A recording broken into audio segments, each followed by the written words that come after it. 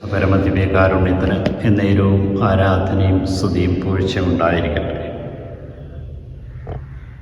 നിന്റെ ദൈവത്തിന് നീ ഒരു വിശുദ്ധമായ ജനമായി ആയിരിക്കണമെന്ന് ഞങ്ങൾ ഇന്ന് ഓർമ്മിപ്പിക്കുന്ന കാരുണ്യവാനായ കർത്താവേ, പൂർണ്ണ ഹൃദയത്തോടും പൂർണ്ണാത്മാവോടും കൂടി അങ്ങയുടെ ചട്ടങ്ങളും വിധികളും ആചരിക്കുവാൻ എന്നോടിന്ന് ആവശ്യപ്പെടുന്ന കാരുണ്യവാനായ കർത്താവേ, ഞാൻ അങ്ങയുടെ കൽപ്പനകളും നിയമങ്ങളും അനുസരിച്ച് അവിടുത്തെ സ്വരം ശ്രവിക്കുകയും ചെയ്താൽ അങ്ങയുടെ വാഗ്ദാനമനുസരിച്ച്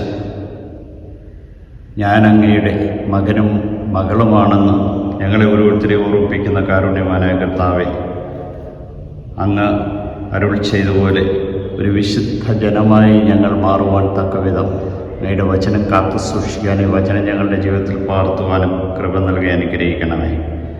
കർത്താവിൻ്റെ നിയമമനുസരിച്ച് ഭാഗ്യവാനെന്ന 119 സങ്കീർത്തനത്തിൽ ഞങ്ങളെ ഓർമ്മിപ്പിക്കുമ്പോൾ അപങ്കലമായ മാർഗത്തിൽ ചരിക്കുന്നവർ, കർത്താവിൻ്റെ നിയമം അനുസരിക്കുന്നവർ ഭാഗ്യവാന്മാരാണെന്ന് ഓർമ്മിപ്പിക്കുന്നു. പൂർണ്ണ ഹൃദയത്തോടെ അങ്ങയെ തേടുവാനും അങ്ങയുടെ കൽപ്പനകൾ അനുസരിക്കുവാനും കൃപ നൽകി ഞങ്ങളെ ഓരോരുത്തരെ അനുഗ്രഹിക്കണമേ. കർത്താവായ യേശുവേ, അങ്ങയുടെ വചനം കേട്ട് ഉത്കൃഷ്ടവും നിർമ്മലമായ ഹൃദയത്തിൽ അത് സംഗ്രഹിക്കുവാനും ക്ഷമയോടെ ഫലം പുറപ്പെടുവിക്കുവാനും ഈ നോൻപുകാലത്ത് പ്രത്യേകമായി ഞങ്ങളെ വിളിക്കുമ്പോൾ ഒരു കാര്യം ഇന്ന് പ്രത്യേകമായി ഞങ്ങളോട് അങ്ങ് ആവശ്യപ്പെടുന്നുണ്ട്. ശത്രുക്കളെ സ്നേഹിക്കുവാൻ. മറ്റുള്ളവരെ പോലെയല്ല ഒരു ക്രിസ്ത്യാനിയായ നീ ചെയ്യേണ്ടതെന്ന് പീഡിപ്പിക്കുന്നവർക്ക് വേണ്ടി പ്രാർത്ഥിക്കുവാൻ. അങ്ങനെ സ്വർഗസ്ഥനായ പിതാവിൻ്റെ മക്കളായി ഞങ്ങൾ ഓരോരുത്തരും മാറുവാനായി ഞങ്ങളെ വിളിച്ചതിനെ ഓർത്ത് നന്ദി പറഞ്ഞുകൊണ്ട് ഞാൻ അങ്ങയെ സ്തുതിക്കുന്നു, ആരാധിക്കുന്നു. കാരണം ദുഷ്ടരുടെയും ശിക്ഷയുടെ മേൽ ഒരേപോലെ സൂര്യനെ ഒഴിപ്പിക്കുകയും മഴ പെയ്യുകയും ചെയ്യുന്നുവെന്ന് ഞങ്ങൾ അറിയുന്നു.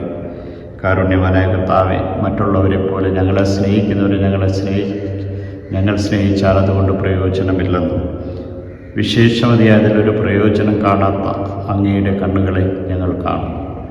പീഡിപ്പിക്കുന്നവർക്ക് വേണ്ടി, വേദനിപ്പിച്ചവർക്ക് വേണ്ടി പ്രാർത്ഥിക്കുവാനും ഞങ്ങളെ പീഡിപ്പിച്ചവരെ സ്നേഹിക്കുവാനും ഒരു കർണത്തടിക്കുമ്പോൾ മറ്റേ കർണം കൂടി കാണിച്ചു കൊടുത്തുകൊണ്ട് വ്യത്യസ്തനായി മാറുവാനും ഞങ്ങളെ വിളിക്കുന്ന കാരുണ്യവാനായ കർത്താവേ, അങ്ങ് പരിപൂർണനാണ്. ആ പരിപൂർണതയിലേക്ക് ഞങ്ങളെ നയിക്കുവാൻ ഈ നോൻപുകാലത്ത് അനുഗ്രഹിക്കണം. ഈശോയെ നന്ദി, ഈശോയെ സ്തുതി, ഈശോയെ ആരാധന.